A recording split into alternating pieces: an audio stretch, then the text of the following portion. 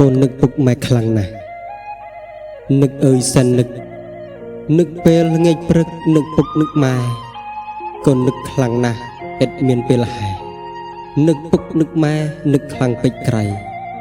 ជាពិសេសពេលយប់ស្ងាត់ចិត្តកូនរសាត់ក្នុងស្បៃរាត្រីនៅពេលនោះហើយស្ទើរបែកហរតីកូននឹកពេកក្រៃហូរទឹកនេត្រាកូនលួយពួនយំម្នាក់ឯងរងំក្តុកក្តួលចិនដាដោយនឹកខ្លាំងពេកស្ទើរបែកអរាក្នុងចិត្តខ្លោចផ្សាអរាចង្អៀតហេតុតែកម្មកូនត្រូវឃ្លាតបងប្អូនឃ្លាតពពួកញាតិមិនតែប៉ុណ្ណោះឃ្លាតពុកម៉ែទៀតចិត្តកូនចង្អៀតសែននឹករលឹកកូននឹកសំដីពុកម៉ែពោលស្ដីទូមានល្ងាចព្រឹកឲ្យកូនរហ័សប្រឹងប្រែងឲ្យណាស់ប្រញាប់ភាពថ្មី